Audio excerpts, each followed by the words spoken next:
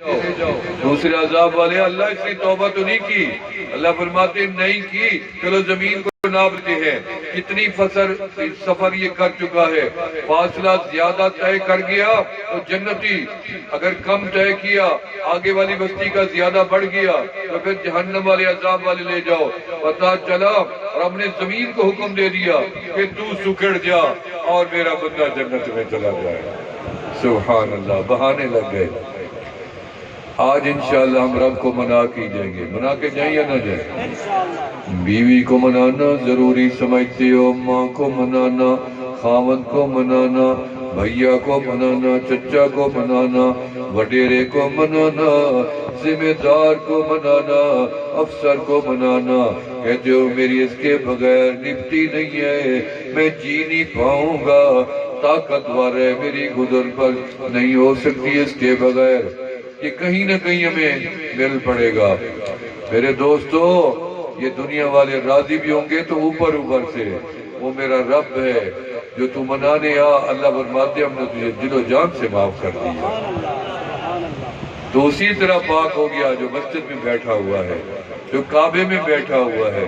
جیسے ہم نے اس کو معاف کر دیا تجھے بھی معاف کر دیا. جنید کو پلوان کو اللہ نے, وہ پلوان تھا کشتی لڑنے والا, ایک بات پسند آئی اور اب نے اس کو ولیوں کا پلوان بنا دیا. فضیل ابن عیاض کو چوروں کا ڈاکوں کا سردار اللہ نے ولیوں کا سردار بنا دیا. بشر حافظ رحمت اللہ علیہ شراب خانہ جلانے والے, میں ان کی قبروں پہ فاتحہ پڑھ کے آیا ہوں. رب کی نظر پڑ گئی تو شراب خانے میں ولی بنا دیا. کہاں گئی شراب, کہاں گیا گناہ, اللہ نے نیک بنا دیا. یا اللہ تو شراب میں مدہوش لوگوں پہ نظر ڈال دے, ولی بنا دیتا ہے.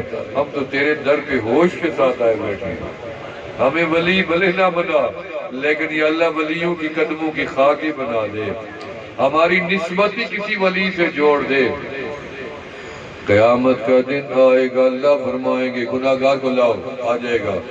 دیکھو اس کا مال نہ الٹ پلٹ کرو, کوئی نیکی نکلتی ہے. پتہ چلے گا کوئی نیکی نہیں ملی, سارے گناہ ہی گناہ ہیں. بندے سے پوچھا جائے گا کوئی نیکی یاد کر میں رب تجھے معاف کروں. کہ اللہ ہے ہی نہیں, میں کہاں سے یاد کروں. مجھے تو بہت کہتے تھے نیکیاں کر, میں نہیں کرتی, بس گناہ ہے. اچھا یہ بتاؤ کہ کبھی کسی نیک مجلس میں گیا تھا؟ نہیں, میں تو اچھا ہی نہیں سمجھتا تھا, نہ نیکوں کو اچھا سمجھتا تھا, نہ علماء کو, نہ ان کی مجالس کو. اللہ فرماتے ہیں کسی نیک کی مجلس میں بھی نہیں کیا. اگر تو جاتا تو پھر بھی میں اب تجھے معاف کر دیتا, جیسے آج ہمیں بیٹھے. پھر اللہ فرمائیں گے تو نے ایک مجلس میں نہیں گیا, تو نے نیکی بھی نہیں کی, گناہ بھی نہیں چھوڑا. اچھا بتاؤ کسی نیک کے ساتھ کبھی محبت کا اظہار کیا تھا؟ محبت کا اظہار, ہاں اللہ ایک نیک کے ساتھ محبت ہو رہی تھی. اللہ فرمائیں گے اس نیک کی محبت کے بدلے میں ہم نے تجھے معاف کر دیا. جلدی جلدی نفرت کرنے لگ جاتے ہو, کسی بھی عالم سے پیر سے تھوڑی سی غلطی دیکھی بس قطع تعلقی کر لیتے ہو. کیوں بھی وہ انسان نہیں ہے, ان سے گناہ ہو نہیں سکتی ہیں. کیا آپ نے ایسے ہاتھ پیر کے ہاتھ میں بیعت کی جس سے گناہ ہو ہی نہیں سکتا؟ یاد رکھو معصوم عن الخطا صرف انبیاء ہیں, اولیاء اور علماء محفوظ عن الخطا ہیں. اللہ ان کو گناہوں سے محفوظ بناتے ہیں, ترتیبی زندگی کی ایسی جوڑ دیتے ہیں کہ سالوں گزر جاتے ہیں, گناہ لکھنے والے فرشتے کو موقع ہی نہیں ملتا گناہ لکھنے کا. ترتیبی زندگی کی رب ایسی جوڑ کے دے دیتے ہیں. صبح اٹھا مسجد کا دروازہ کھول دیا, اذان دے دی, تکبیر کہہ دی, نماز پڑھا دی, تسبیح پڑھ لی, چاشت چراغ پڑھ لیے. کیا کرے مولوی, صفیں سیدھی کر رہا ہے, جھاڑو. میرے والد صاحب مسجد میں جھاڑو دیتے تھے اور یوں جھولی میں مسجد کا کچرا ڈالتے تھے, ایسے ڈال کے, اور دیکھنے والے کہتے نیا بھنگی رکھا ہے اپنے مسجد کے لیے. میرے والد صاحب مجھے کہتے تھے بھنگی رکھا ہے. تو والد صاحب فرماتے مجھے اتنی خوشی ہوتی میں 2 رکعت شکرانہ پڑھتا, اللہ شکر ہے میں تیرے در کا بھنگی بن گیا. اور مجھے فرمایا بیٹا پیر نہ بننا, میں اس در کا رب کے در کا بھنگی بن کے رہا ہوں, تو بھی بھنگی بن کے رہے.